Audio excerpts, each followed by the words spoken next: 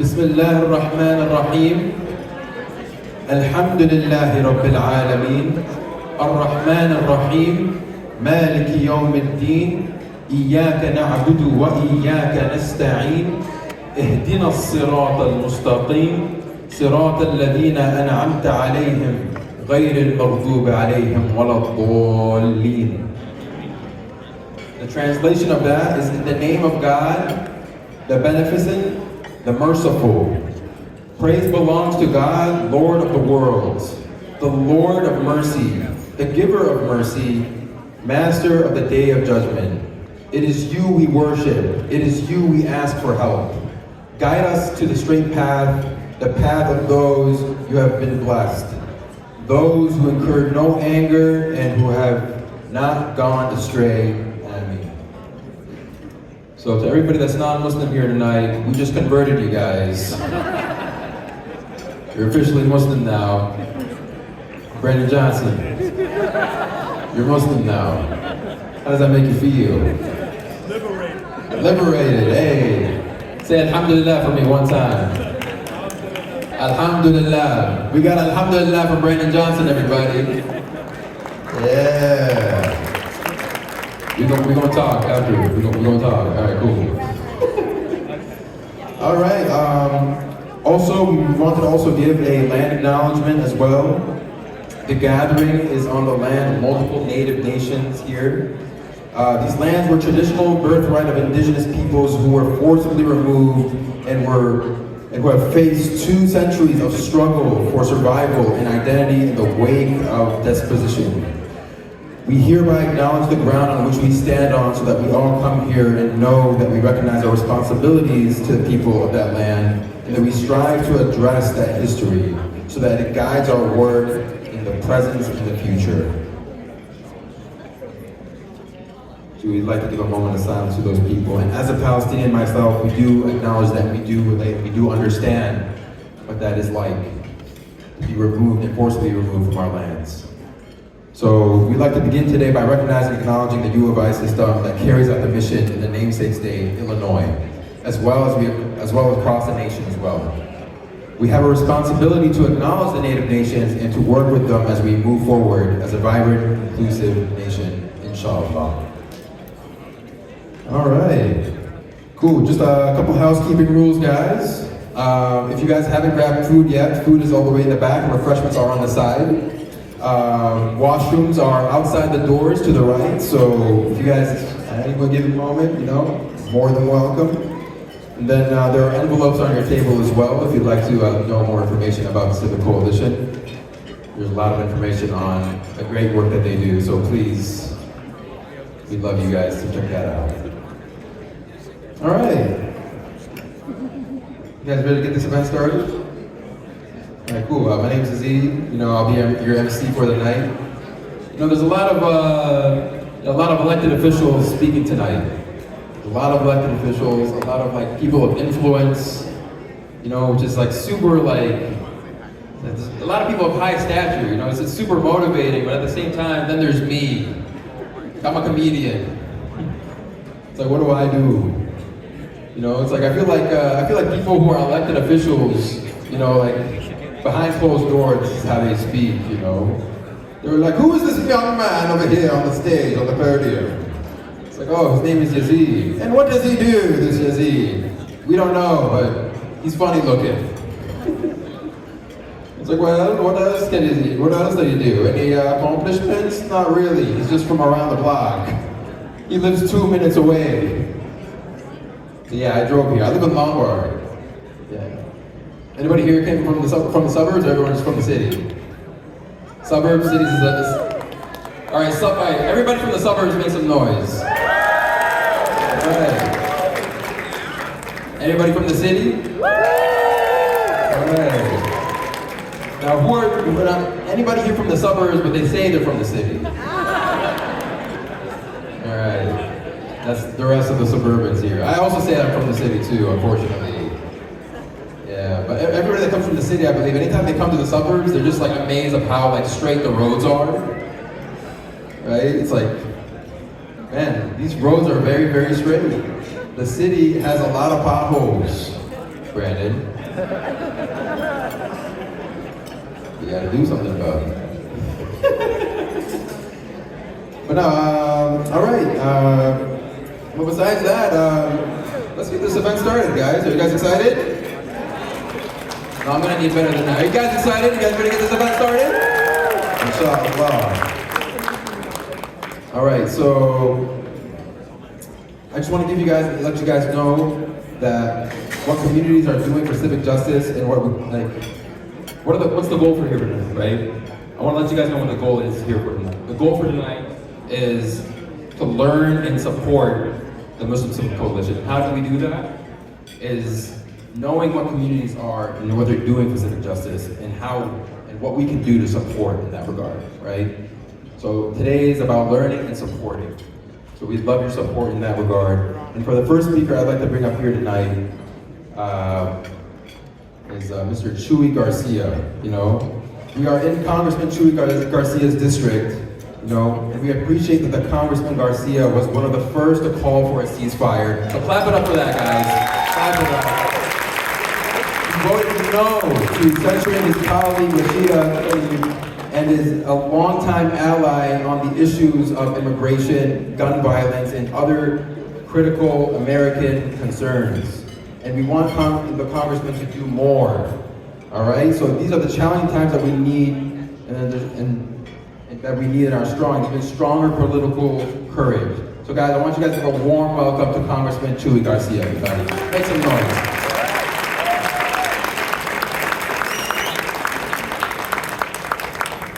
Good morning to all, and assalamu alaikum to all of the people of the Muslim faith. I am delighted this morning to join each and every one of you, as I did last year, to celebrate the work of the Civic Coalition here in Illinois, representing the diverse Muslim community in the great state of Illinois.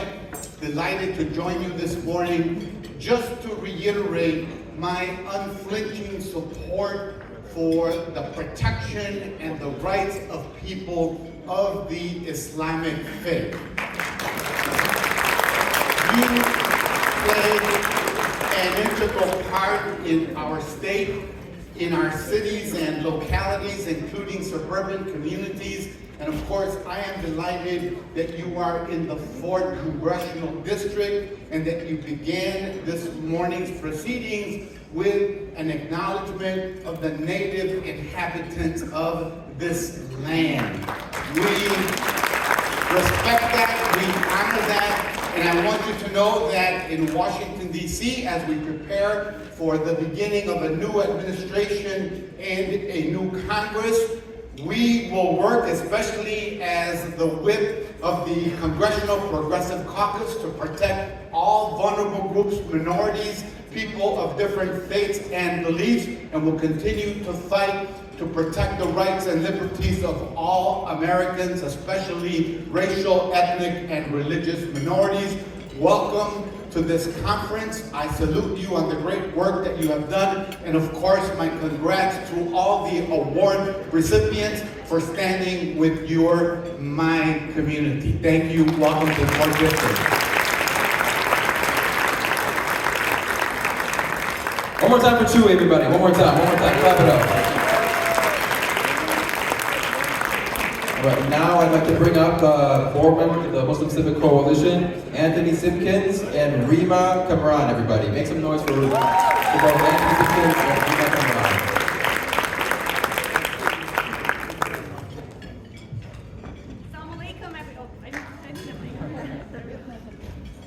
You know, when you're a mom of boys, if you are, you just forget that you actually need a mic to do anything. You just forget. Assalamu alaikum, blessings and peace to all of you. Hey Anthony, how are you doing today? My name is Rima Kamran. I'm a proud co-founder and the board treasurer at the Muslim Civic Coalition. I want to welcome you to the Muslim Civic Coalition Brunch. This is our 6th annual brunch, and we're so excited that you're here. You've all heard the African proverb, if you want to go fast, go alone. And if you want to go far, go together. We are in this room together so that we can fight and build civic power for our communities. So let's see who's in the room. I'm going to ask you to please hold your applause till we're done. And I'm going to ask, if you're an elected official, please stand so that we can honor your service. I'm looking at you. I know you're here. Thank you. Thank you so much for your partnership and your allyship. If you are an appointed official, please stand.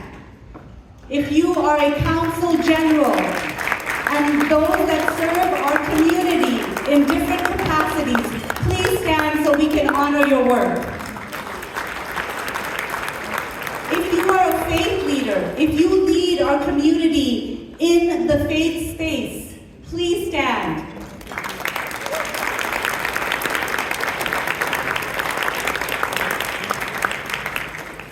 And of course, if you are a partner and an ally, which all of you are, please stand so that we can honor and thank you personally for your help.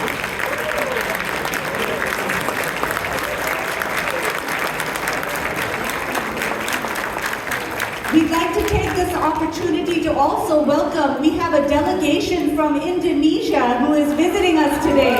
Wonderful, thank you so much. They're with the American Islamic College. We welcome them and we thank them for honoring us with their presence. I want to take a minute and thank our sponsors. We want to show our gratitude at this moment, for standing with our community. We have our advocate, our community advocate, IFAMCA, a global leader in halal certification for over 40 years, and it was one of the chief sponsors for the Illinois Muslims Report.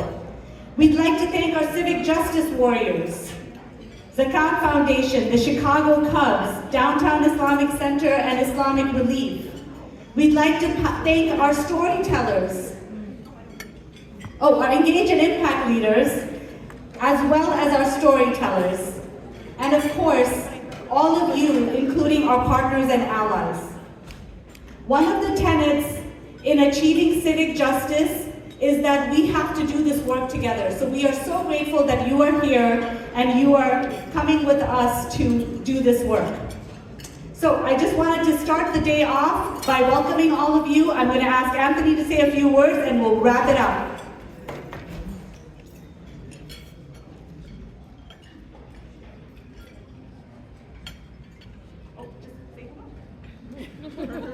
Assalamu alaikum. Greetings and peace, everyone. It's so good to see you guys here. You know, the work of the coalition is grounded in political engagement and growing political strength through community engagement and the voices of community.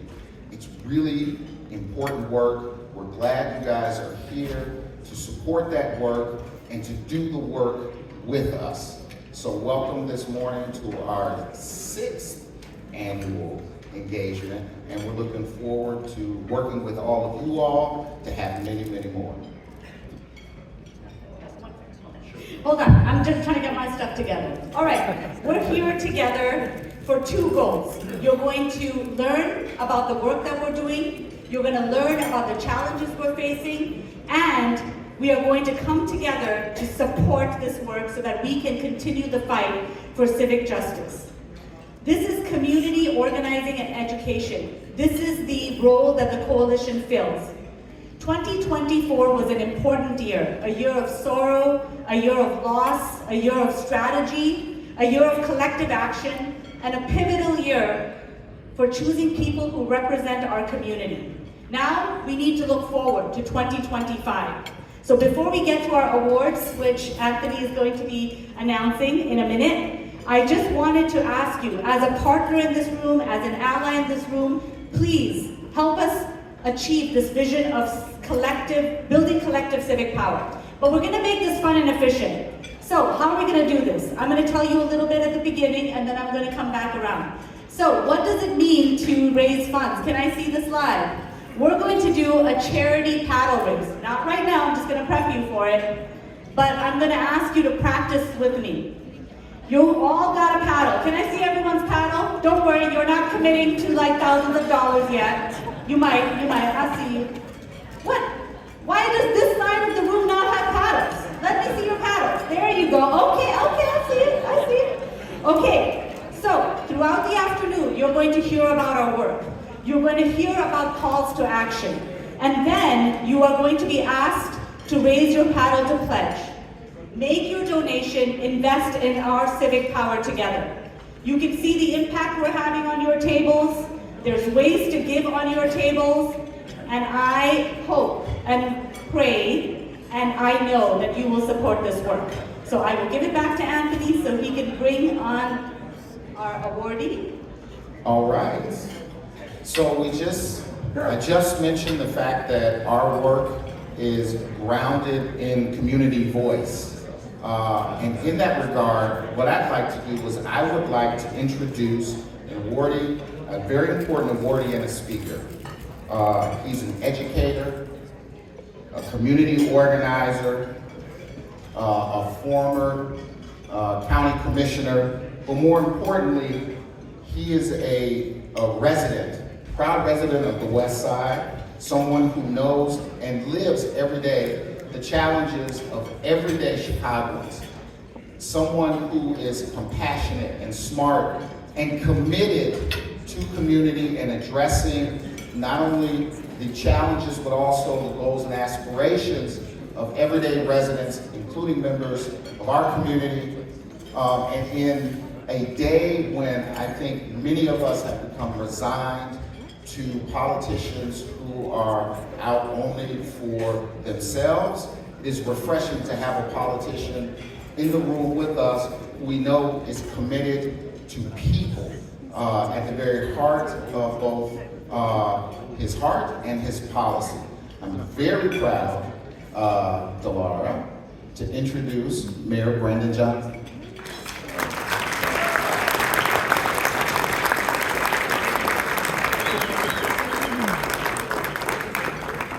I wanted to share something before the mayor gave his remarks.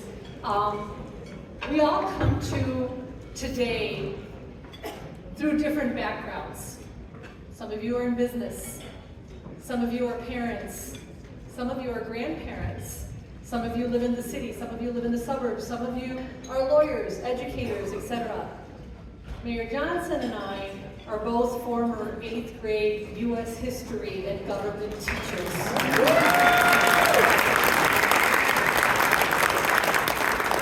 And that's how we connected. And I want you to know this because that's the humanity. He understands the humanity of people, and he works to ensure that our city stays humane. It is complex. It has a lot of problems. We all do. We saw this in this year, in this nation. Nothing better than this year has taught us. The world needs more good people. And the world needs us to help those good people do even better work. And so thank you, Mayor, and God bless you, and we are behind you to help you do the best. Thank you, Dr. Saeed. Thank you, Mr. Simpson. It is still morning, so good morning, everyone. Oh, y'all still talking, apparently. Okay. Oh, wow, this is great. Oh, okay. Lovely. More things I can add to my office.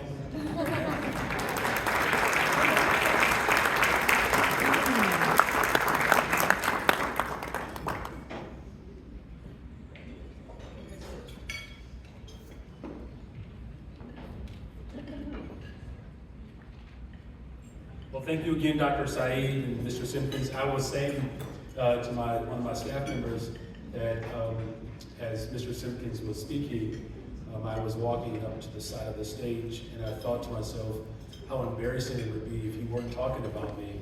But thank you for all of that. That was very presumptive of me. I just assumed I was next. So then when he started to say all those nice things, I really wanted to be sure that it was me. So I'm grateful, Mr. Simpkins, for your kind words. And thank you all for inviting me to this annual brunch. What a just lovely sight it is to see all of you.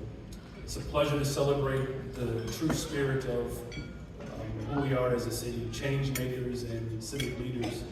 We're grateful that there are elected leaders that are in here this morning, going to the afternoon.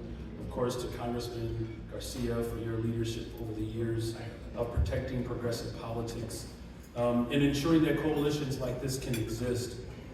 You know, this is a moment for us all to be thankful and to be reminded of our commitment to justice. I do want to acknowledge that I'm joined today by Chicago Department of Human Relations Commissioner Nancy Andrade. Could you all please give our Commissioner Commissioner, I want to thank you so much for your leadership to ensure equity and inclusion really thrives in the city of Chicago. I also want to acknowledge this year's honorees. Congresswoman Rashida Tlaib and Senator Karina Villa is here from the wonderful suburbs. I'm really humbled, to accept this incredible Courage Award. I appreciate all of you that are here today. And today, of course, our challenges are great, but our commitment to our beliefs of serving the people of Chicago are still firm. Committing myself to a lifetime of public service is something that I was raised to do. The best job in the world, of course, serving as a public school teacher and enjoying this moment as mayor. I'm thankful that being mayor, though, is not a solo endeavor. We can only navigate the challenges that our city is experiencing, and we can only create progress in our city if we work in partnership. And that's what this moment is about. That's what this coalition has stood for. Advocacy groups and civic coalitions like yours, working in partnership with you all. This is how we build a better, stronger, and much safer Chicago. Our communities are incredible.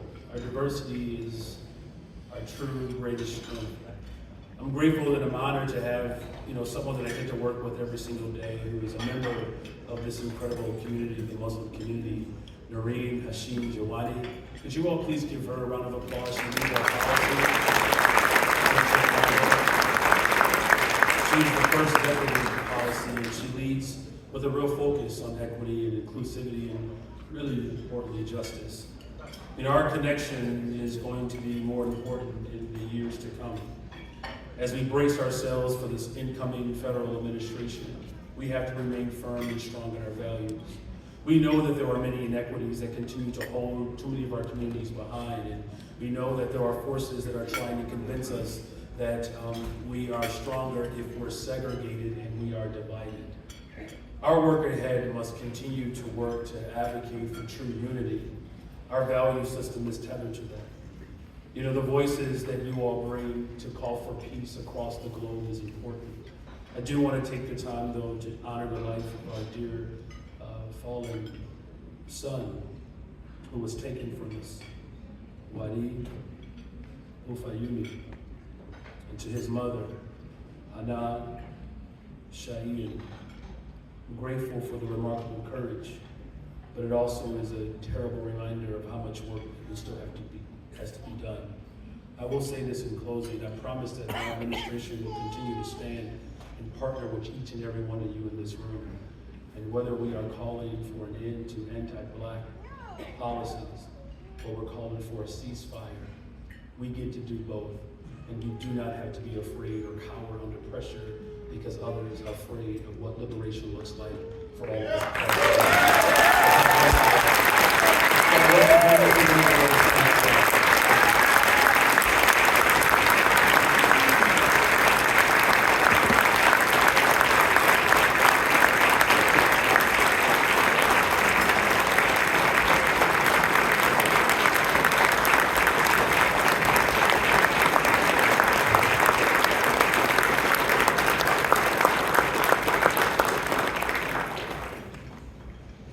Thank you, Mayor, for your courage. My name is Amina Benhumi. I'm the Advocacy and Policy Lead for the Muslim Civic Coalition. It's an honor to be with you here today. Today we want to talk about Wadia. But to talk about Wadia, we want to honor his mother, who sits with us in the audience. Hanan, if you can please stand up.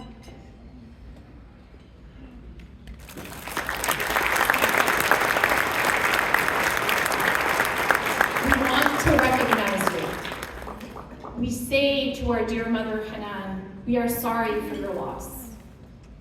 Thank you for allowing us to use Wadia's name to honor and cherish his memory.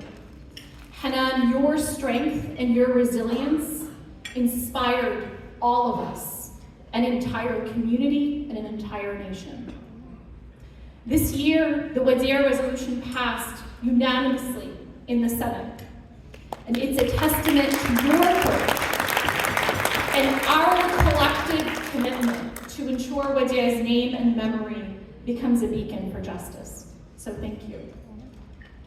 This year was a milestone moment in passing this federal legislation, and we want to honor the vision of this work, where grief was taken into action and when we mobilized.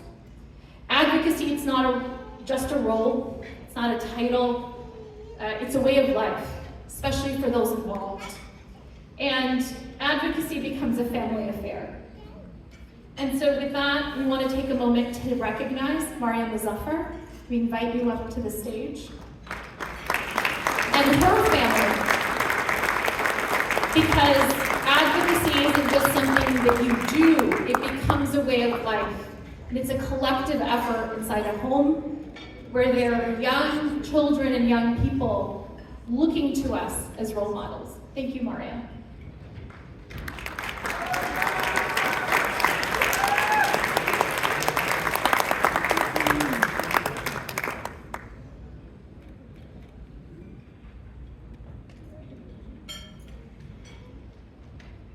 Sorry.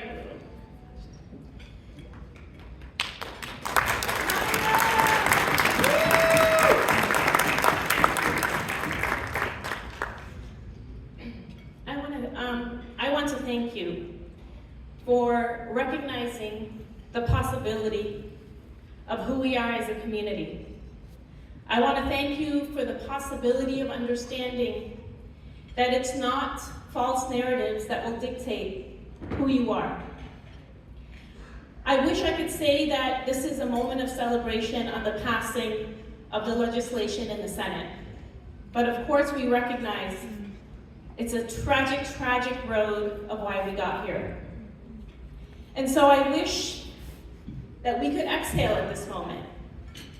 But I think the fact that the resolution moved and the fact that it was unanimous signifies to us that this nation has it within us to be able to recognize freedom, equity, and the fact that all lives are equal.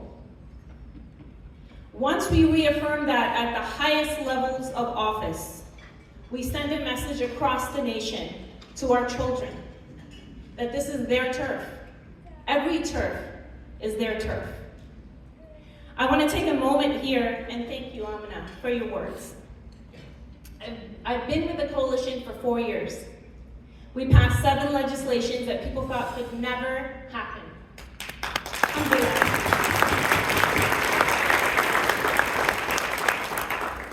But it was because of the community. So I want to thank the community for trusting the vision, for trusting your power, and understanding that elected officials also need to be inspired to a new way of being and encouraging a new way of relating to each other. I also want to thank my family, because as Amina said, advocacy is a full-time job. But the reason why we do what we do, and we create visions for people so they can actually become believers in this, is so that children, our children, can understand that they are limitless. So to my children, Aksa, Yaqub, and Aiza, understand that this nation is your nation. Understand that you're proud Muslim Americans, that you are created by God for a purpose. And if you dedicate yourself and help everyone along the way, your purpose will become very clear. I want to thank my husband, of course, going from call to call and helping my children. But most of all, I want to thank every child who decides to be inspired and every parent who gives a pat on the back and never lets them give up on who they are. Thank you.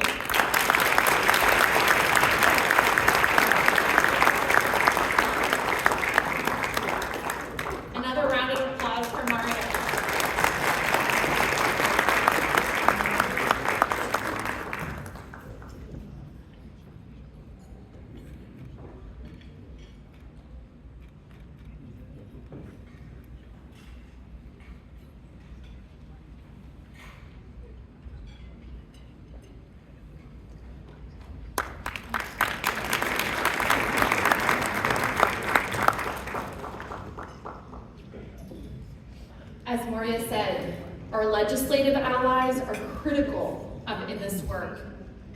And so while Senator Dick Durbin could not join us today, he's in Springfield.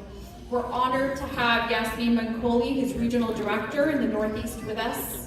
Thank you for being here. Yasmin is not just an ally. She's a community member and a partner in the critical work. Congresswoman Delia Ramirez sent a video that we will show after Salah, inshallah. She's committed to confirming this work, bi'iznihi ta'ala, in the House. And we have a lot of work in this year ahead. This year, the coalition has proved what relentless advocacy can achieve at the local and on the national level through the work and collective effort of all of you, our Muslim community and our allies, and of course, with the help of Allah subhanahu wa ta'ala. I'd like to point you at your table to take a look at the impact document. From voter mobilization to ensuring ethical leadership help us pass just laws to building civic power, our work continues this year and beyond. And as we look into 2025, with the relationships that Delara and Maria and others that have worked at the coalition and others that you have built in the Muslim community to continue this work.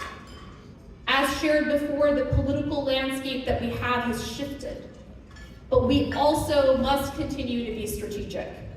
And so our work continues at the federal and at the national level. We're preparing to introduce new federal policies, working alongside offices like Senator Dick Durbin's, and we're doubling down as our role as vanguards to work in advocacy, and we need to be able to meet the challenges ahead. And so at the state level, we want to be able to share the bills with you that we want to be able to work on in 2025, what our legislative agenda looks like. We want to finally pass Faith by Plate with provisions. Yes, this is a good thing. It's a solution, bi'iznihi ta'ala, that we have been told and promised will actually be put out for a vote in January. And we want you to be there in Springfield with us, inshallah, when it gets passed and voted on by our governor. And it offers meals, halal and kosher meals in schools and hospitals and prison systems here in Illinois. And at the state level, we want to be able to pass the Wadia resolution. We want to be able to pass the Wadia resolution here in the state where Wadia was from, and here in the state where Hanan continues to live. We'll be introducing a new legislation at the state level, an inclusive 2-day holiday in the state of Illinois that will include Eid, among other holidays, that will give 2 floating days for faith holidays and not count towards a student's truancy record. And it should ensure, I come to this work, and since we're telling our stories, I come to this work as someone who's done youth work. And our young people are what ground us. And if we want to be able to raise a generation of Muslims for years to come, and we want to be able to make sure that they feel comfortable, it is oftentimes these small wins. No student should need to decide between going to school, having an exam, and being able to practice their faith. And this new legislation, inshallah, will be able to do that. We want to be able to expand the Muhammad Ali Bill and the Muhammad Ali Day in more states to ensure that the message of justice and resilience reaches communities nationwide. And this year, we begin in that training at the Mass ICNA in a few weeks. And so if you know of someone in a different state that wants to pass this bill and this law within their state legislator, please have them attend and come reach out to us, inshallah. And we're so lucky and honored that here with us today, all the way from the UK, is also Jacob Ali Wertheimer, the grandson of the boxing legend Muhammad Ali. an African-American, unapologetic Muslim who is loved by everyone. Jacob graduated with honors from Harvard with a joint degree in African American Studies and Government. He's a young activist and an academic. He completed his thesis under the guidance of Dr. Cornel West, in which he charged the US with genocide against African Americans through the analysis of the death penalty, mass incarceration, and forced sterilization of Black women in war. Jacob is a fellow at the Futures Institute, leveraging his knowledge of urban planning and civil rights into federal and local policy, and he also partnered with Palestine Emerging to play a leading role in the research for long-term rebuilding of Gaza and for the Palestinian people. And we're lucky to have him on our team as a fellow as well. So without further ado, Jacob, come on up.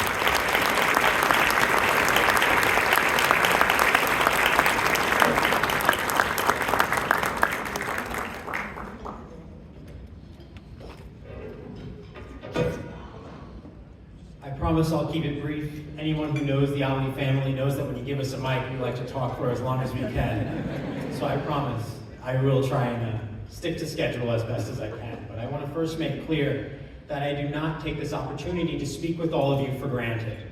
When it comes to the turmoil and the unrest that exists both within this country and around this planet, I want to acknowledge how fortunate that we all are to be sitting in this room together, to be able to share and speak freely with one another, to be able to educate ourselves on not only the issues we face, but how we can fix them, and the luxury of working towards making such change. That's why I think it's so fitting that I'm here today on behalf of the Muhammad Ali Bill, honoring my grandfather's legacy someday nationwide, and currently in as many as 12 other states that we have interested in passing this bill.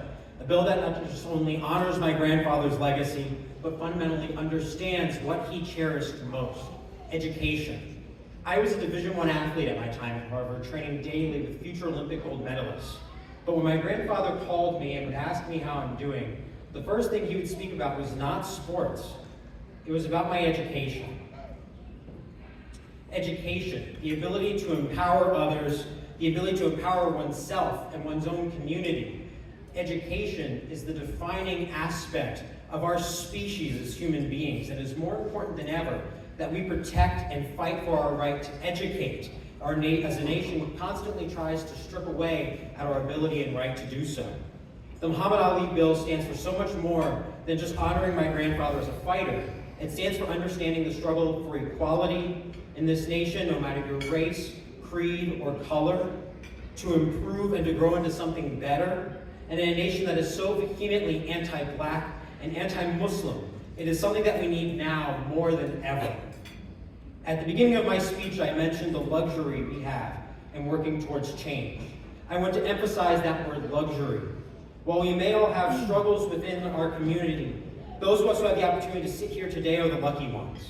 We are the ones with the opportunity to stand up and speak truth to power, to have a voice for the voiceless, whether it's our brothers and sisters in Palestine or in this very city. My grandfather was a man of the people. When he called himself beautiful, when he called himself the greatest, he wasn't just saying it for himself, he was saying it for all of you. To remind all of you of your beauty and your greatness in a nation that tried to constantly strip that from you and take that from you. So when my grandfather said that duty to others is the rent you pay for your time here on earth, I implore that upon all of you to take that up as your own personal fight and to follow through on that as well, just like he would have. Thank you.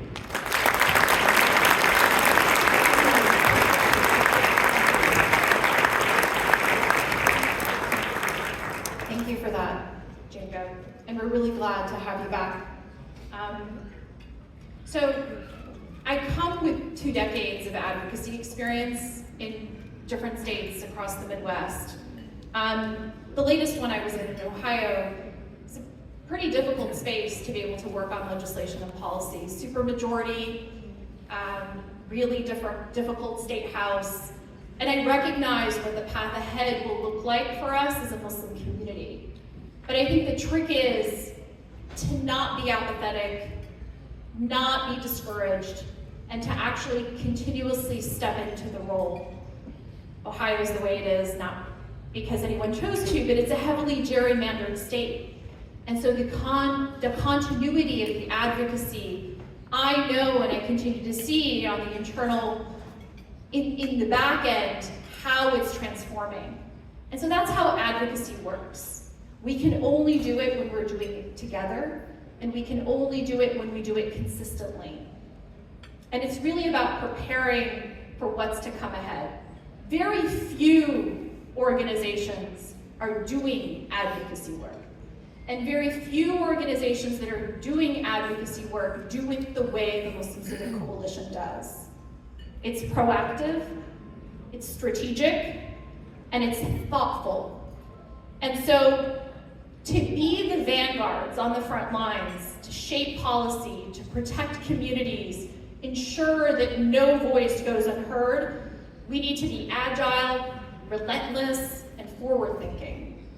And so with that, we have an agile team, and I want to be able to take a moment for those that are on the policy and advocacy team to stand up, to show those that are in the room who they are. So Maria, if you could stand up. Mohammed, you are standing up already. We have Jacob, myself. But we also talk about, for anyone who was a fellow, or a volunteer, or a staff member, if you could also stand up. If you've ever been a part of passing laws in the state of Illinois and across the nation. Stand up if you are someone who filled out an action alert, who made roll calls, who called your legislator, had meetings with them to push policy that you knew was important. Please stand up or raise your hand if you're sitting comfortably. And what we want to see is additional people in this room do the same. We can only do it when we're doing it together, inshallah. But to do the work, we need to be resourced. And while we have an impressive, agile team, we can only do this work with your help. Advocacy requires work and generosity. And we know as a Muslim community that we're a philanthropic. Actually, we score really high on being able to give. We give generously, mashallah. But we oftentimes are not as generous when it comes to advocacy organizations. And we need to change that today. And so to achieve that civic power, we must close that gap. And we can only do this work for you. And so, Rima earlier in the morning showed us how to use the paddles. And so I want to be able to ask, to pass a bill and to pass a law and to pass legislation requires $40,000. And I want us to sit in that. Anyone is feeling that momentum and wants to help us close that gap, we're going to start with that number tonight, or this morning. $40,000 to pass a bill. And any family that supports at the 5K level or above will be able to receive a signed book by Jacob and Maryam Ali of the Muhammad Ali book. And I forgot to bring mine up on stage, so if somebody can wave it, if they have it in the audience, thank you, Delara.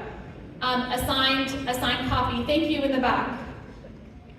And so with that, we know also that advocacy does not exist and it does not happen in isolation. To pass laws, we need ethical leaders and legislators who are not just policymakers, but partners in our work, as we have a few here in this room.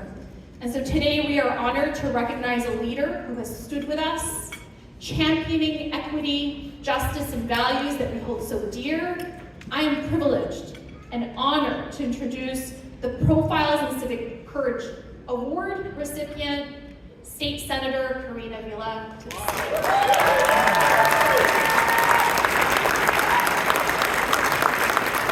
Senator Vila's tireless work for equity, mental health, and immigration.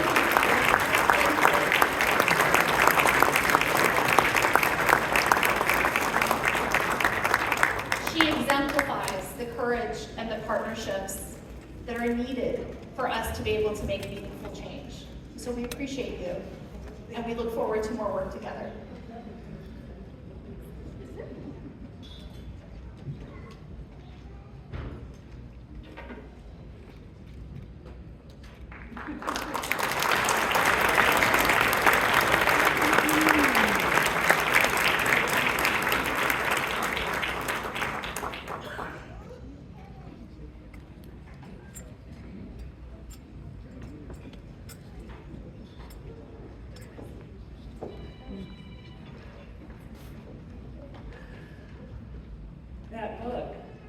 to see all the paddles go up. Isn't he so impressive, this young man? Where did he go? Yeah, Jacob. He's so impressive. Well, salam and peace. I am so deeply honored and incredibly humbled to be here with you all today receiving the Profile in Civic Courage Award and to share this stage and this award with giants like Congresswoman Rashida Tlaib and our very own Mayor Brandon Johnson. It's an honor that I will never forget. As I reflected on the meaning of this award, named after John F. Kennedy's speech titled Profiles in Courage, I wanted to share with you where I gather courage from in these tumultuous times.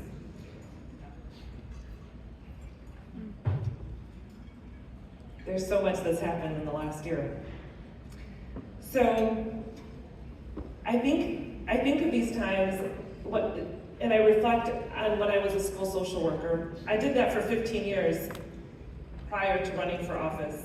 There were so many stories of perseverance and strength that my students, my young students taught me. Those stories have stayed in my heart. Students who slept in cars and they showed up the next morning after being homeless with the homework in their hand, so excited and ready to learn. Stories of mothers who shared with me that they had absolutely no idea how they would be telling their children that someone in the family had died, someone in their family had lost their life to violence. Stories of children on the playground that I would watch and see as they went and they defended their fellow students when they were getting bullied. These are the stories that are etched in my heart every day. And when I am feeling as though I might want to give up, I think about those faces and those stories, and they keep me going. These stories are all around us. Every single day, people are using their voices of courage to defend each other and to defend others and to stand up for what is right. I want to remind us all that when it is time to pass legislation, the first question we all should be asking ourselves is, how is this going to impact the children? Is this legislation going to help the most vulnerable people in our society? Is this policy, is it worth it? Is it worth standing up and using our voices, even though sometimes our voices might tremble? If the answer is yes, we all need to stand united, stand tall, and advocate for these policy changes. I want us to all be centered. I want to thank you all for your courage. I want all of us to be centered and remember in those difficult times, I want to think of Wadea's face. I want to think about his courage. And when we feel as though we are in despair, we cannot despair. We need to stand up, we need to keep going, and we need to fight for the future of our children and for the peace in this world. Thank you so much.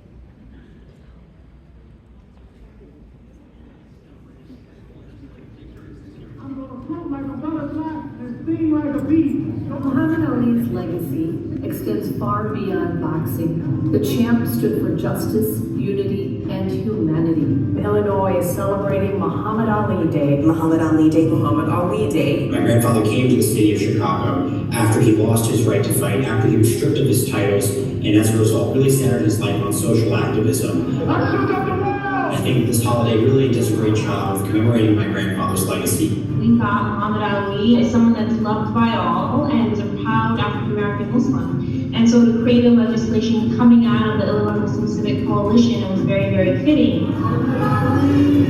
And then throughout the state, educators have been given toolkits to teach students and have conversations within communities and families. A global symbol of courage and compassion, Muhammad Ali is now part of the U.S. laws and resolutions. Advocacy is where we're able to use solutions to everyday issues that our community faces. We want to be in a place where all communities, all faiths, and all backgrounds are able to thrive.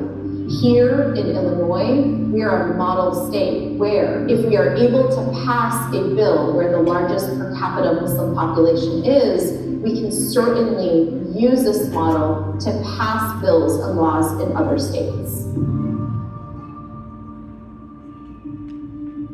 An awful, horrible story out of Illinois. A 6-year-old Palestinian American boy who was senselessly stabbed to death 26 times. He and his mother were attacked on Saturday by their landlord, allegedly because they were Muslim. 6-year-old Wadia El-Fayoumy was the first victim of a hate crime on American soil after October 7th. A little boy, dehumanized and targeted simply for being Palestinian and Muslim.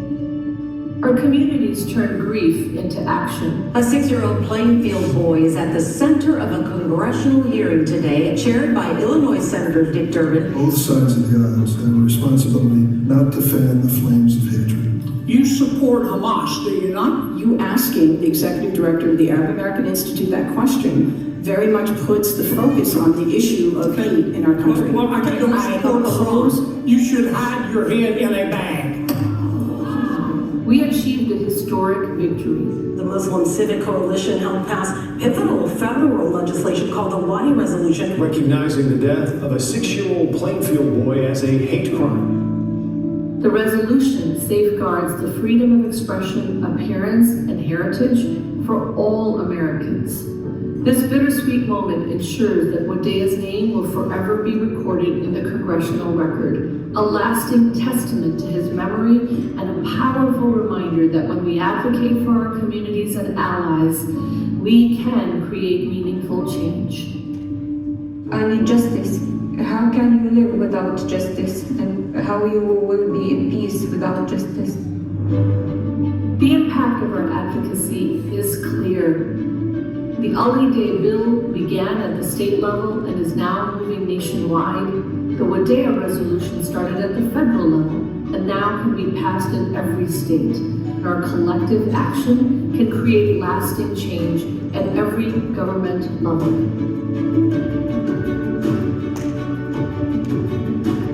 Our mission empowers individuals and communities through education and action. We hold hundreds of workshops, door-to-door canvassing, and action days in state capitals across the nation, as well as Washington, D.C. Each month throughout this challenging year, hundreds of participants joined a nationwide Zoom symposium because it's critical to hear from our constituents and our community leaders to shape the collective vision for our future. The coalition team worked tirelessly with allies across the state and nation on voter education and voter turnout. The work doesn't end when the polls close. Together we're holding leaders accountable, pushing for equitable policies and laws, and ensuring every community has a voice. People like us belong in politics. The coalition is committed to strengthening today's activists, growing tomorrow's leaders, and working together with allies from all races, classes, and backgrounds. Now is a pivotal time for us to expand our impact together. We achieve civic justice when laws made for us are made with us. When our public officials understand us and fully represent us. When our data and inspiring stories drive towards equity for all. We are at a critical juncture in our American Muslim story. We have built masjids and schools across this nation in every large city and small town. Our social service organizations serve those who are new immigrants, asylum seekers, refugees, those who survived violence, and those who need our support for any reason. Our edge is to achieve civic justice and build civic power. And this is the moment.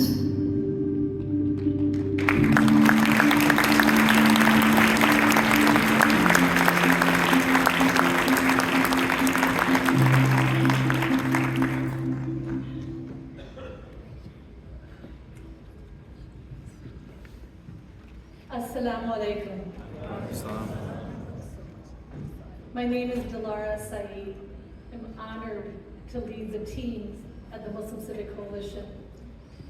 And I'm humbled to have worked with about 80 co-founders of this organization. People say, oh yeah, Rima and Delara, the co-founders. There were about 80 co-founders. We would meet regularly. And I remember talking through what are the gaps of our community. And this is where we found that civic justice was the edge. Building civic power was our edge. That was 6-7 years ago. Nothing showed us that was more important than what we went through this year. And so when we started the Civic Coalition a few short years ago, we learned 3 big things in these last 6 years. 1, our community is ready to build civic power. Are we? Yes. Our community is ready to build civic power. Number 2, our greater American neighbors are ready to see us and stand with us. Are they? Yes. Our greater neighbors are ready to see us and stand with us. And number 3, we have so much to do. We have so much to do. So who will do this?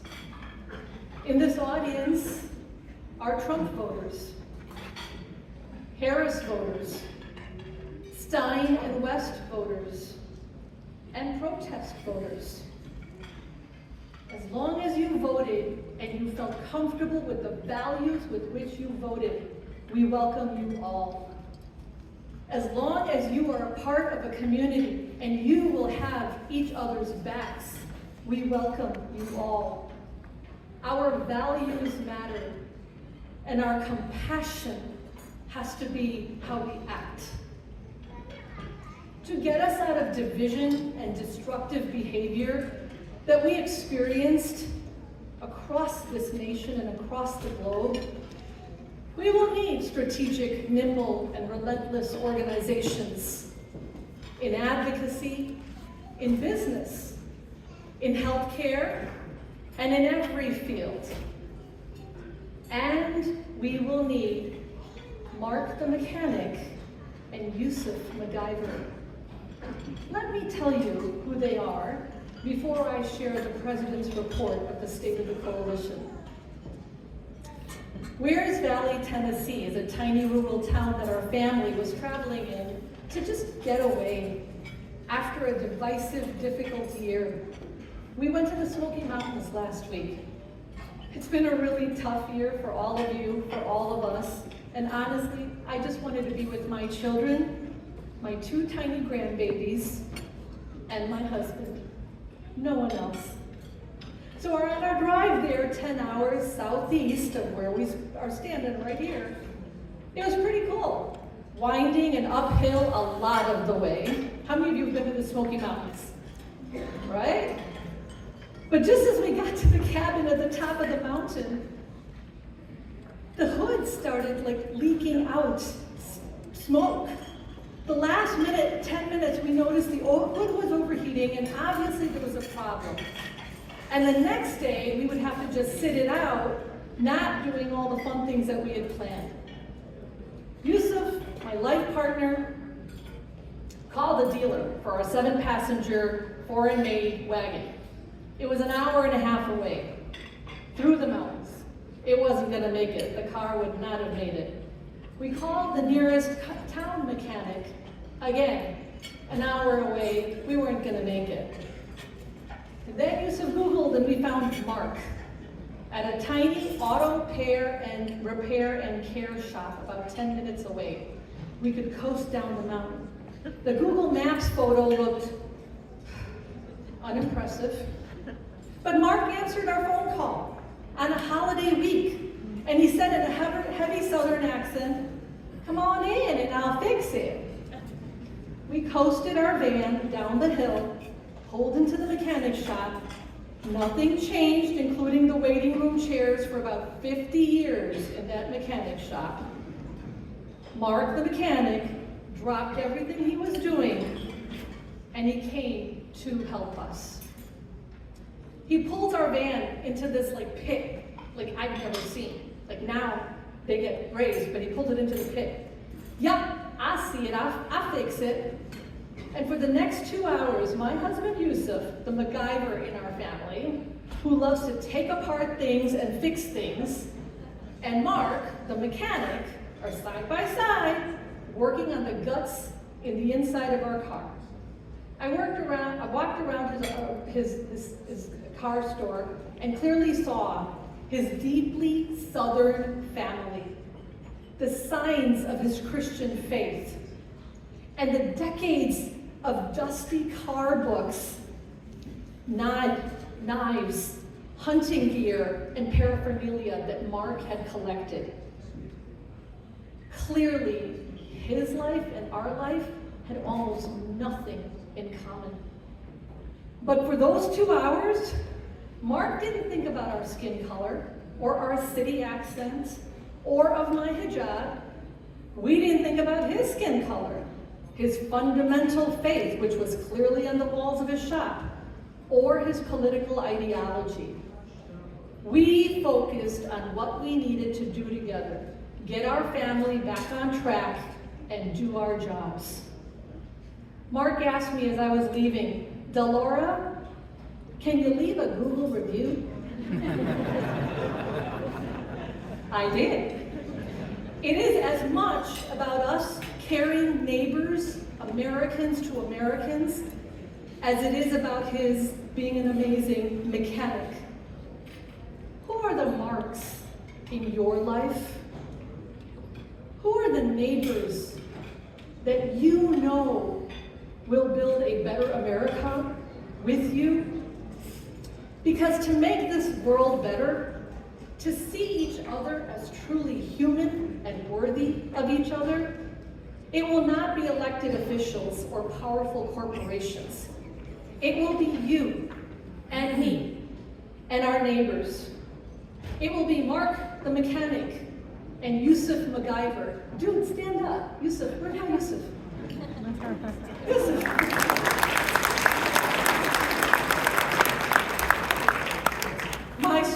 I'm a strategic thinker. Everything I owe to Yusuf and my parents, who are also in the audience right here.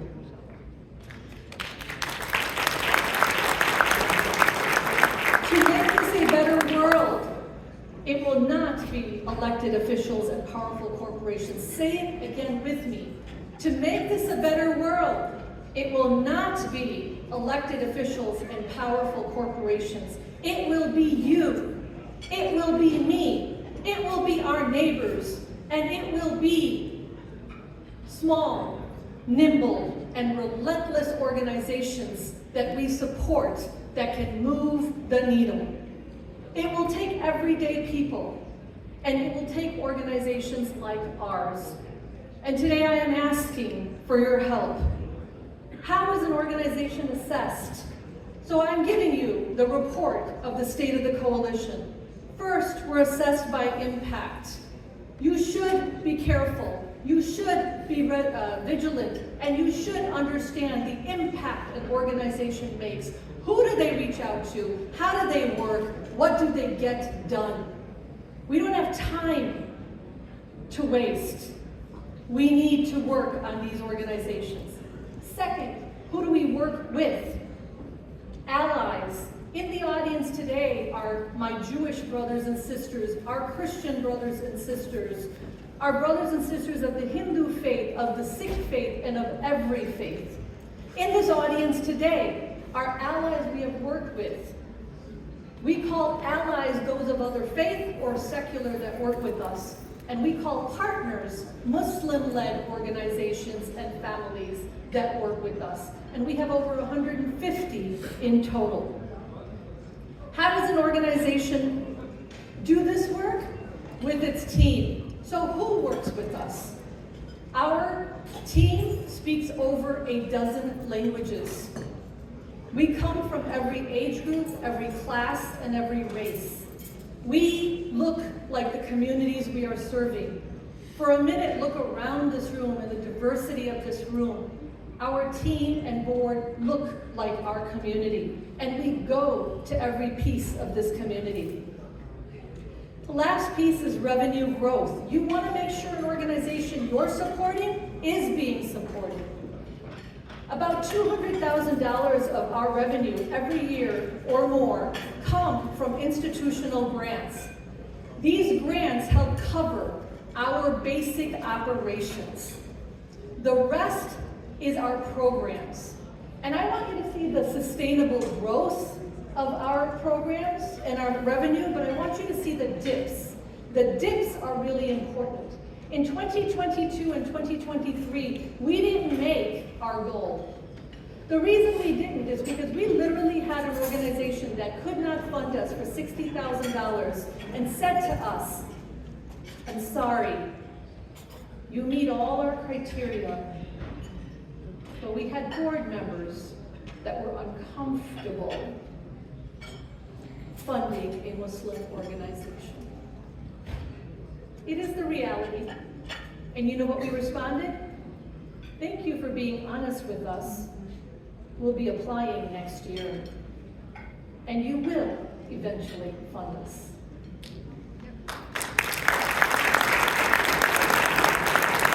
But look at 2024. You know who made that up? All of you. We got on the phones and we let our donors know that we lost a lot of money the last 2 years. We couldn't do this work without it. And so much came in, alhamdulillah, to help us get started on 2024. That's how the Wadea bill got passed. Federal laws take a lot more than state law. And we got that passed. But look at the question mark in 2025. We don't know what the future will bring. We know 2025 means organizations like us, like ours, are already a target. We know that organizations like ours probably won't get even some of the funding we're hoping to get. And we need you to join us now. We have proven our worth, and now we need greater support from our community. And we know the future's unknown, so we're doing one more thing. This year, we started an endowment. May I have the slide up for the endowment, please? We started an endowment of $50,000 this summer with Saturna. Thank you, Saturna, for walking us through it. Today, that endowment has already grown in 1 month 4%. It's a good year to put in money and an endowment. I encourage that for every group. Anybody who puts in $10,000 or more today will also have a choice to put it straight into our endowment. Because we know the future is unknown. We know 2025 and the years ahead will be hard. And I want to bring in my dear friend, a brother I have known since we were little kids, Habib Qadri, to help you understand why we do this work, why he and our sister Aisha support us, and why we need you. And Habib and I, we first met, I was going to Harvard for my doctorate. Habib was facilitating a course at Harvard.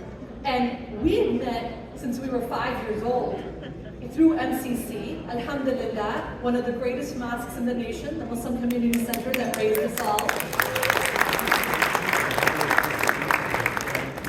But then we reignited our passion to serve as adults. So Habib, thank you for everything you've done. Please thank Habib for being a scholar and educator,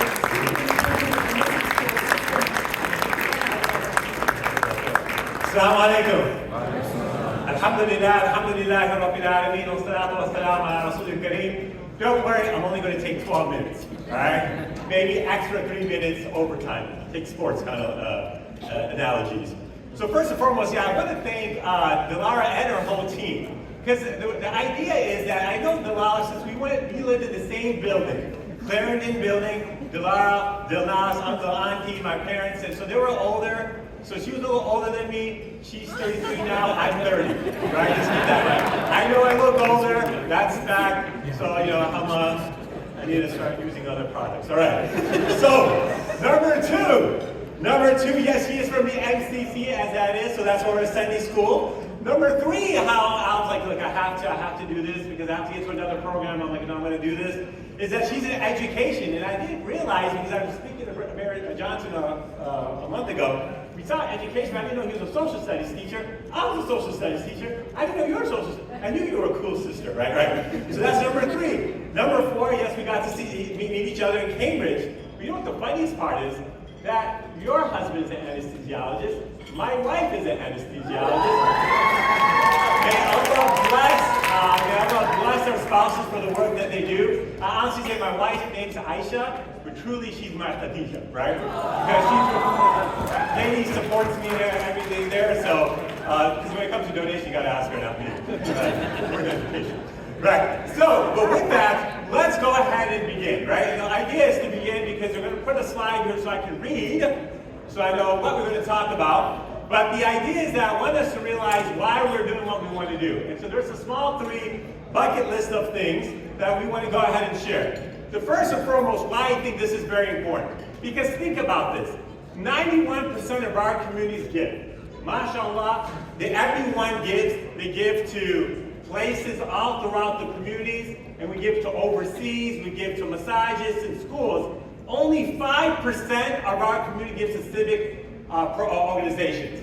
And it's something that more than ever before that we want to go ahead and do. Just stick to my slides, they'll know, just listen to me.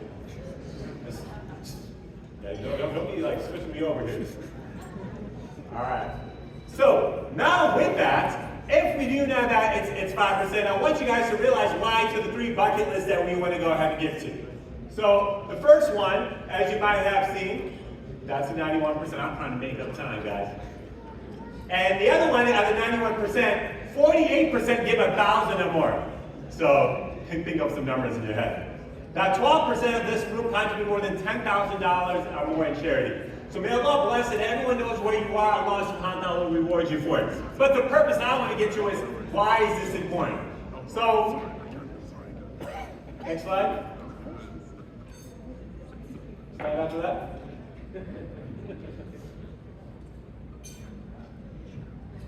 Okay, so, it's all good. I've been here many times. So now the other thing is I want to kind of go ahead and talk about is, there are 4 buckets, but there's, can you get the slide 2 slides before? 2 slides before. Okay. Do this, come back up, 1 more. All right, good. All right. Anyway, so we go with so here's the thing. There are going to be 4 buckets of things. One is legislation, right? So we have legislation that plays a big part, and you realize that it takes time and effort to go ahead and do this. And each legislation costs $40,000. And I know that you guys have thought about this. But the idea of anything that we do is, one is connections and coalition. If you go back to that first slide, the one we're going to start off with. And so we got legislation, then you have the idea of advocacy, and third is building collaboration with other communities. And so for those become very important. So what I want you guys to kind of keep in mind is, which one and what can you go ahead and support? So when you have, yeah, that was the one, Okay. There you go. So, the 3 things. We got strained relationship with public officials. Number 2, community organization and education, assessing data and research. If you don't get these all 3, plays a big part. I'll give you an example. The Muslim attire bill, that has how many kids our students get to play. In the 1990s, one of the first students that, when they did a high school game, a playoff game, was from our school. Zahra Ahmad played for Niles West. And in the middle of the playoff game, they told her, stop, she should not be wearing this, and they benched her. This is before we had things. Even you might think, oh, that was back then. Even 2 years ago in Ohio, a girl running in cross country, wearing a hijab, would not affect anyone, but they made her disqualified in a regional finals. So what you realize, these certain things play a big part. And that's why I want you to realize, just give to the masjids, give to organizations, give overseas, but today I need you guys to think about, these are major impacts to the community, kids in our community. Halal Act, last 2 years ago, it was denied. Second year, this year we have enough legislators, hopefully inshallah, to get it through. But this is also, we're in coalition with also the Jewish community. So all these are certain things that we can go ahead and do. And think about any kid now. And you might think data, here's the thing to think about. Sullivan High School, in Fontaine, Allah bless the work they're doing. Sullivan High School is called Refugee High. They made a book. And in that Refugee High, you have about 20% Muslim community. 80% of those kids were not eating the free and reduced lunch. It was in Chicago Sun-Times magazine. Because the food that they were getting by the FDA, which is for free, which the school already gets the money, but it wasn't halal. So and if you look at the same situation in jails and other places. So these are all different ways that for us to benefit. So I'm going to start off with $25,000. And alhamdulillah, I had found out as I was sitting there that someone decided I can't get the 40, but I want to go ahead and take care of one bill or half that bill, which is $25,000. May Allah increase that family in health, wealth, knowledge, and iman. Say Ameen. May Allah subhanahu wa ta'ala bless them. Is there anyone else? Now this whole paddle, the only way you use it, you just take it up and put your right hand up. Right? And inshallah, that's all you gotta do. Thank you so much. So inshallah, is there anyone else for $25,000 that, and you know, when you give, one of the things, the benefits are, Allah subhanahu wa ta'ala reminds us that you get purified. Sins get wiped away. So inshallah, you guys are mashallah people, but people like me got a lot of sins got to wipe away. So you need to make sure, and at the same time when you give, you increase in wealth. So Allah subhanahu wa ta'ala reminds us of that too. So who has another individual for $25,000 or $10,000? $10,000? Is there any individual for $10,000 that you would like to give? Jazakallah khair number 239. May Allah subhanahu wa ta'ala increase your family in health, wealth, knowledge, and iman. Say Ameen. And may Allah increase them and give them more. Ameen is free. You're not getting cost for this. At least make dua for people. Alright? Even this you guys are like, if I say Ameen, I might have to go. You don't have to put your hand up. You don't have to say Ameen like this. Just say Ameen. Not that hard. Alright. If that, can I get another $10,000? Can I get one other $10,000? There's one organization that I know. Is it the organization thing? Alright. But they also, where's the number? Oh, 222. May Allah bless you. I'm so happy for all of you. Alright. I gotta keep it young. I'm almost an educator, so I'm not that mashallah. Not a scholar, so forgive me. 222, so that's what? $10,000. Can I get a 3? Like 3 times everything is sunnah is like 3s. Doesn't mean 3 times. Alright? Do we have another 3? I have another, when she comes up, things are going well. Jazakallah khair. May Allah bless this organization. They constantly give to many organizations. You found them, and Allah increase them in their barakah and the work they do for $10,000. Say Ameen. Ameen. Ours, because they fed you first too. Which organization feeds you first before fundraising? Not that many. So at least come on now. Everyone's sleeping here. $10,000. Can I get one last one? I'm going to go 20 seconds. 20, 19, 18. Allah's watching. 10, 9, 8, 7, 6, 5, 4, 3, 2, 1. That's the only part of sign language I got. All right, we're going to go now. We got 30. Okay, this is that number I feel like we should get to. $5,000. $5,000. $5,000. Can we go with $5,000? Oh, this one. 194. May Allah subhanahu wa ta'ala increase you, uncle and auntie, and all your kids and your grandkids with power, wealth, knowledge, and iman, and give you the best of this world and the best of the hereafter. Right, we're getting better. We're getting better with the Ameen. I'm not even asking about the money now. All right, so we have one. Can we get another individual for $5,000? Furqan Foundation, may Allah bless you guys and increase the work you are doing in the deen. Ooh, boy. Ya Allah, you see this. All right, number 2. Number 3, $5,000. Another organization. Is there anyone else? Oh, all right, 254. May Allah bless you and your family, increase you guys in health, wealth, knowledge, and this world, the best in the hereafter. Amen. All right, so that was number 3 now.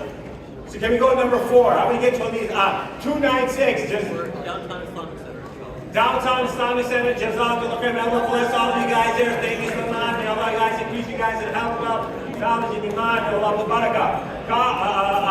Anonymous, another anonymous, $5,000. MashaAllah. So we got 5. Can we get to 7? Because we do 7 tawafs. 7 eyes in Surah Fatiha. We use that one as that. So who wants to be number 6? Like the 6 beliefs in the Quran. Trying to get all this religious connection going on at the same time. Right? Can you give another 5,000?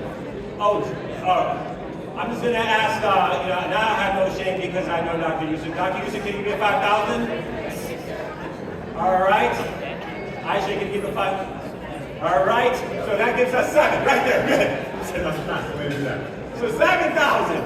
All right. Okay, we got 7 people. Can we go to 8? Can you give me another 5,000? All right, I got 4 minutes left. 3 minutes left. 3 minutes left. Can we go to now? 2,500. 2,500. 2,500. Reem, you have any individuals? 2,500. 3,000? 156 for 3,000. May Allah bless you guys, increase you all in health, love, knowledge, and your mind. Give you the best in this world, the best in the hereafter. Ameen.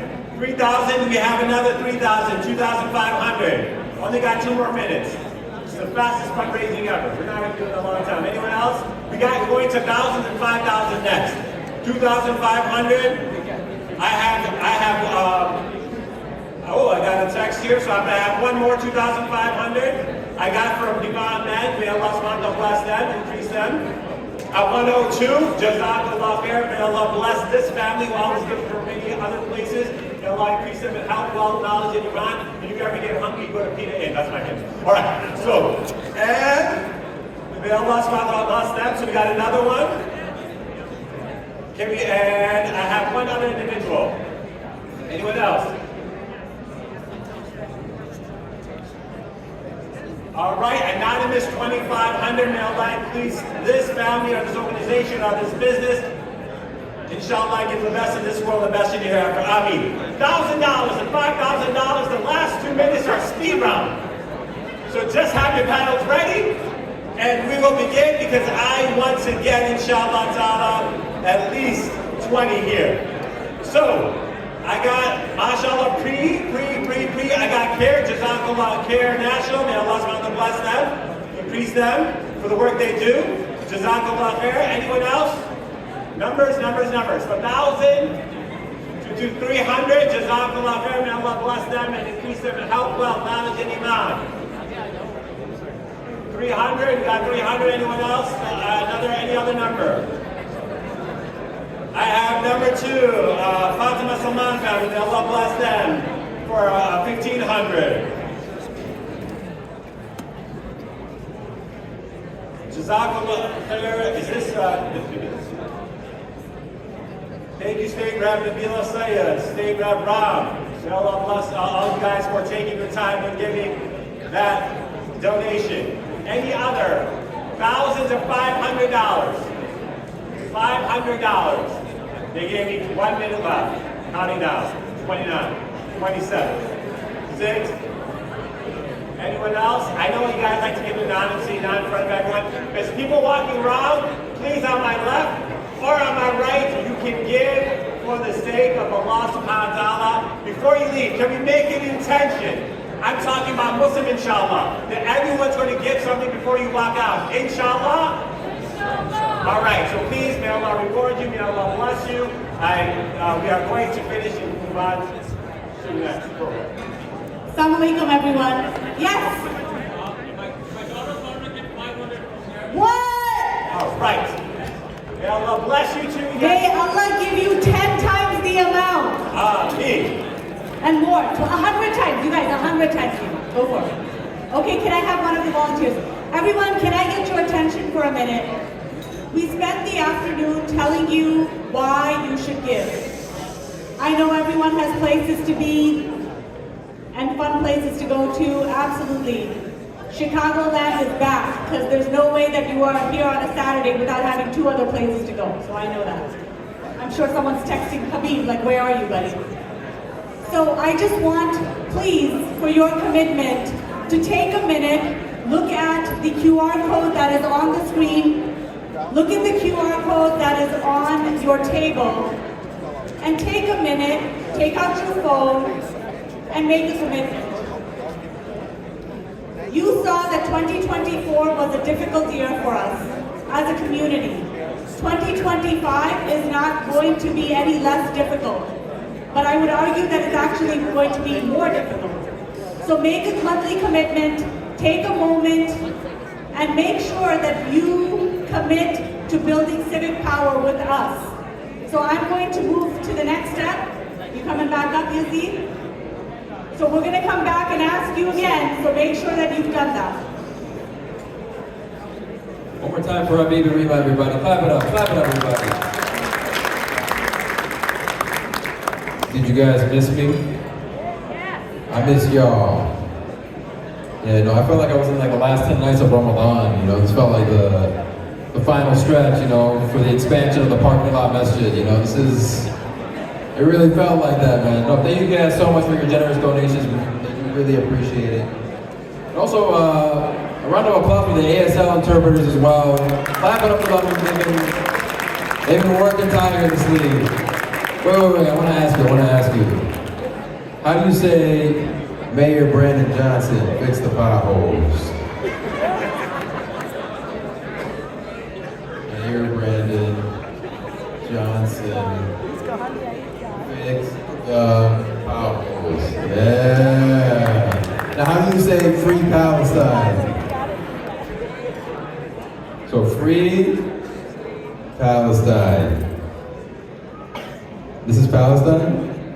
Okay, round of applause for the ASL interpreters, guys. Now you guys know, I'm gonna take that home tonight. Cool.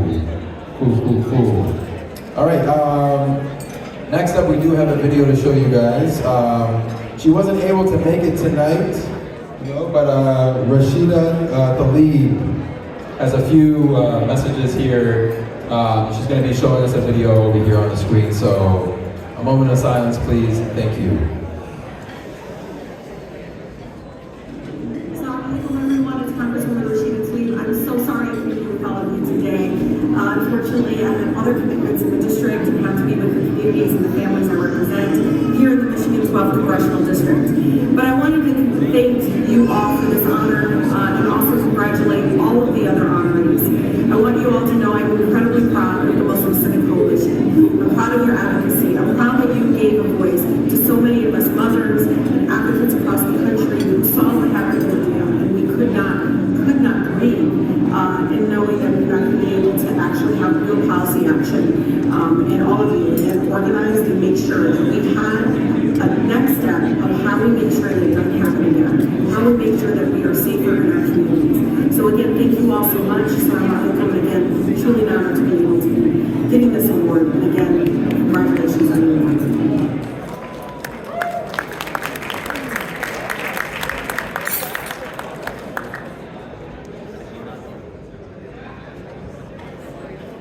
Thank you, Rashida. If you guys don't know Rashida, she is the first ever Palestinian American woman to be elected in Congress. So clap it up for that one more time. That is absolutely incredible, guys. One more time for Rashida, guys. It would have been an honor to meet her. That would have been really cool.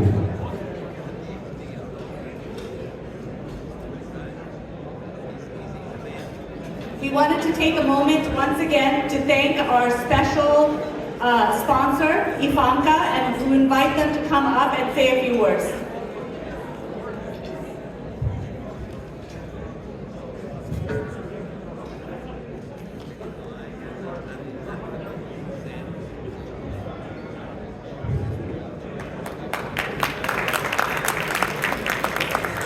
Assalamu alaikum, everybody. It's an honor to be here and support the amazing work the coalition is doing. All of us hold special roles in our community, and we all need to be there to uphold each other, either financially, physically, or through our words of support. I think something Laura said today really stuck with me, saying we don't have time to waste. The work we're doing has an impact on each of us and our children. For example, the work that the coalition did on the Faith by Plate Act. Food security is a basic issue.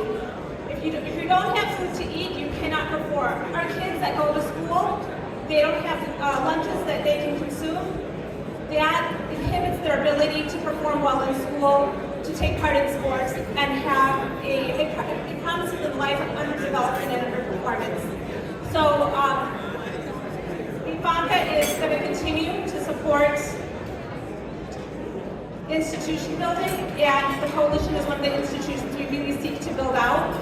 In addition, we have partnerships with the USDA to help support food banks, public schools, and prisons. And we hope that all of you join us in supporting the work that we do and support institutions that build out programs. Thank you so much.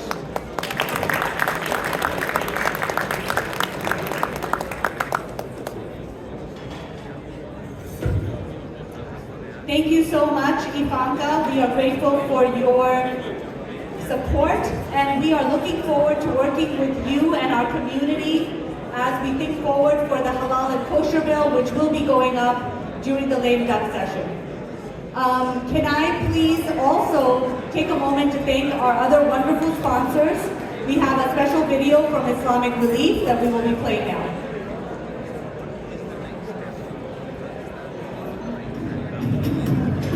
Year, Libya. Morocco earthquake, Libya floods, Palestine emergency. It's been nearly 1 year since natural and man-made disasters have turned these countries upside down. In September 2023, we saw a 6.8 magnitude earthquake devastate Morocco. A few days later, we saw families being swept away from floods in Libya. And then in October 2023, we saw the horrors unfold in Palestine, with the entire country facing catastrophic damages like they have never seen before. The crisis continues to worsen daily. And even 1 year later, Islamic Relief USA is supporting families in Morocco, Libya, and Palestine, as we have been since the beginning of these emergencies.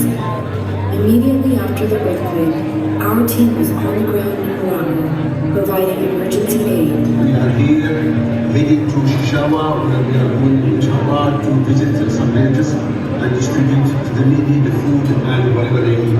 And now we're helping families rebuild their lives through providing modular homes, sustainable livelihood support, and more. I'm here to walk you through the 2 models of home that Islamic Relief USA has built for the affected people of the earthquake in Morocco.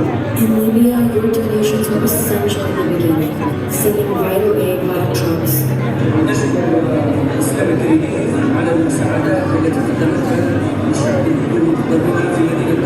now we're helping families cope through providing access to basic needs, psychosocial support, sustainable livelihood support, and more.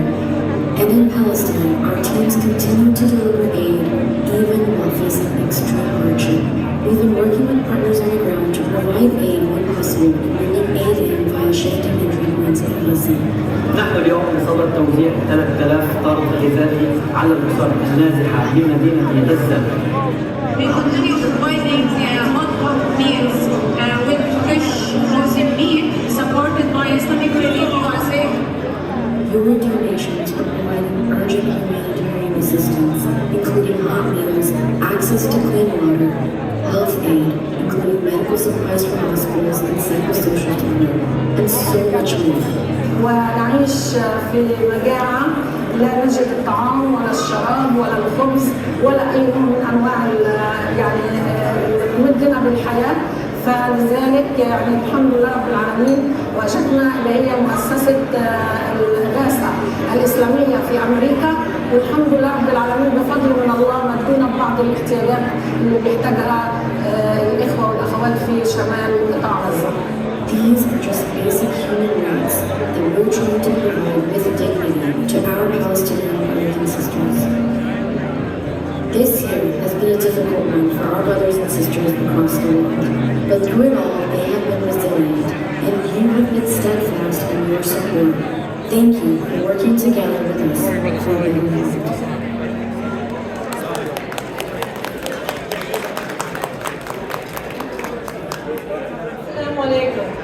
I'd like you to take a seat wherever you are. And I will wait. We are making our closing dua. Please take a seat wherever you are. This is a dua you will not want to miss.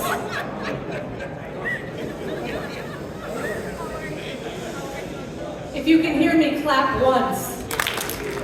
If you can hear me, clap twice.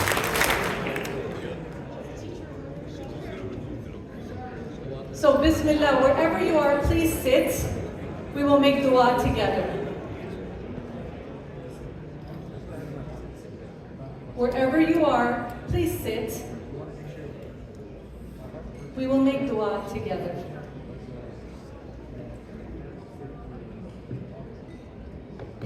We're ending with those from communities that started it all for us. On this stage are 4 banners. None of them are there by accident.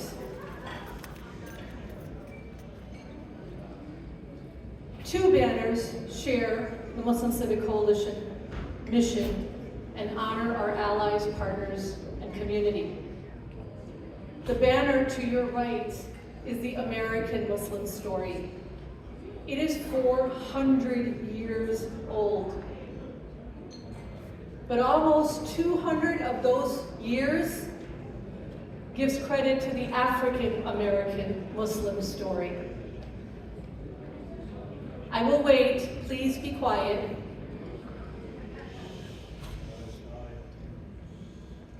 The African American Muslim story is the shoulders that we stand on. Everything that we've done is credited to a community that laid the foundation for all of us, Indigenous Americans and African Americans. I wanted the closing dua. I asked my auntie Zubaydah, who if I don't come to the masjid once every month or so, she'll be like, Dilara, are you okay? And she'll text me. And I'll say, I'm coming, Auntie Zubaydah, promise. Auntie Zubaydah never shared with me the story until Imam Yusuf came home. Imam Yusuf was incarcerated for 52 years. 54 years. 54 years.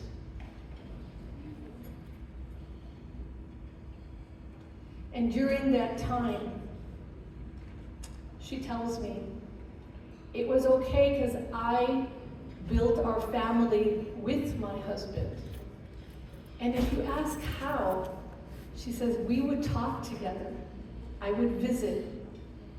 We would get counsel from each other. And then I would go home and I would raise our children. 52 years, the Madyuns raised a beautiful family. Their son, Imam Abdullah Madyun, is one of our favorite imams of the nation. And I'm asking, they know us better than anybody else knows us. They know our community better than anyone else knows our community. What is their counsel? What are their guidance? And what is their dua for us?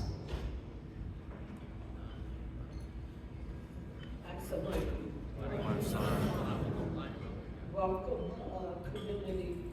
It's always good to be in the presence of the community around the world, because the world is our community, because we're everywhere on earth. So I want to make a short dua, and I guess my husband, he'll make one too. We want to thank Allah for us. We want to thank Allah for our children. We want to thank Allah for acknowledging us as believers. And it's just a great blessing to be a member of the Islamic community. We want to thank Allah for our children, our health, and our continuous I'm losing words. I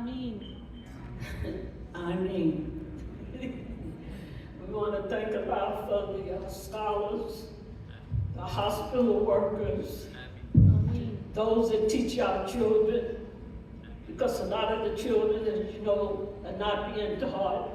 They're doing their own thing. We want to thank Allah for being a part of this community. It is really a blessing in the 21st century. And we have to say these things every day, because this is what survived his marriage and my marriage. How many people do you know that have stuck with someone for 54 years, just period? Not because they was incarcerated, but just period. So it was a lot of blessings in that. And we thank you all for your support. All of the communities are familiar with them, because during that time we were 23. We're up in the 80s now, and we're still together. And all of the communities in here, more than likely, I have visited them. Or my son, Imam Abdullah Madyun, from the Islamic Institute of Urban Affairs, Masjid, Elder Stand on 39th Street, and I'm sure a lot of you all have been there. So we thank Allah for bringing this son up during these horrible times. He listened to us, and that's another thing. Pray Allah that your children listen to you, because they're not listening nowadays. We listened when we were coming up. We had no way out. Yeah, we had no way out. And we have to thank Allah for our next door neighbor, thank Allah for our friends, thank Allah for bringing us back home every day when we leave the house, thank our scholars, thank the school teachers, they're doing their job. We have to pray and ask Allah to continue to give us good health. Ameen.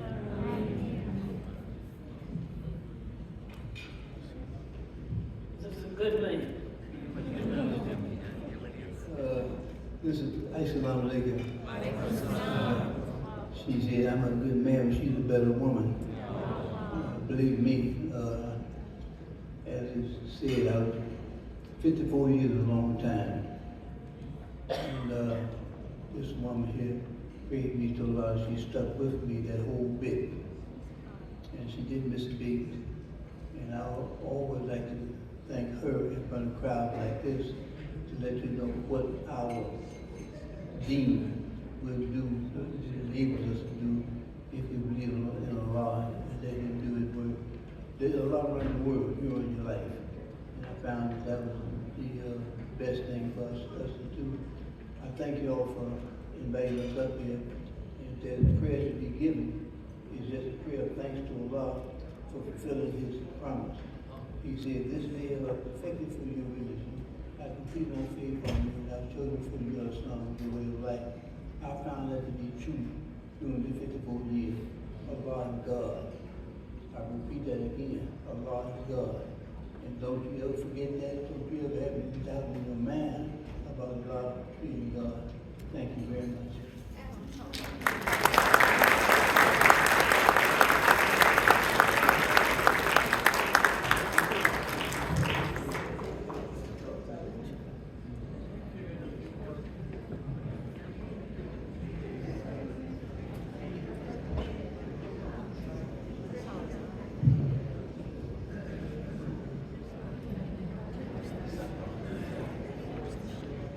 Please, one more round of applause for Imam Yusuf is available.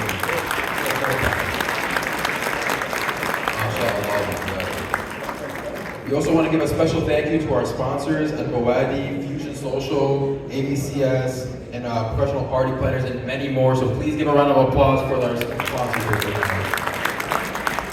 And a bigger round of applause for the Muslim Civic Coalition for making this event possible, for Laura and the rest of the team. Thank you guys so much. You guys have been absolutely incredible.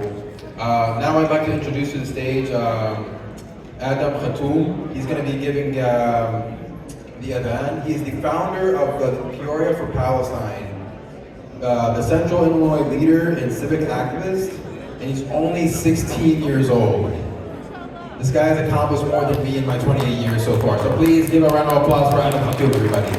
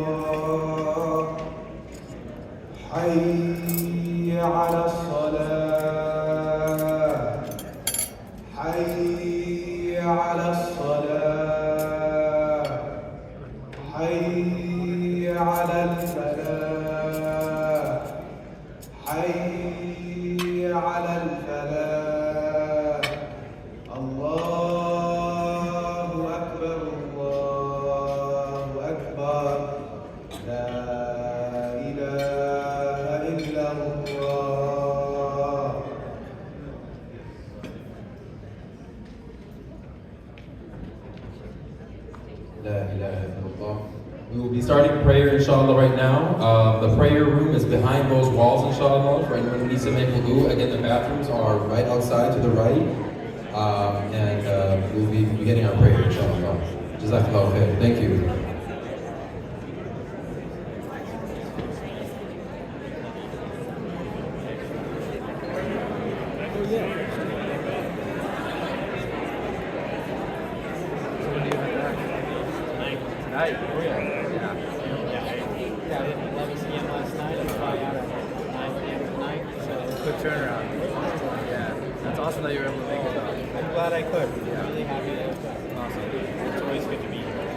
Yeah, definitely it's good to do it like this too. Know that your message is resonating.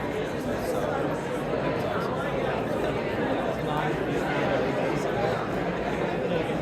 These opportunities for reading. That's awesome. It's all good. Yeah, couldn't agree more. Yes, thanks for coming. And I didn't realize. I think so. Thank you. That was a great exercise. You say that. Yeah, so this might have been 2 years ago. Probably slept in the same way. Yeah, probably. That's funny. I'm sorry, I didn't make that connection. No, I didn't realize. Yeah. I always heard that. Yeah, literally vice versa.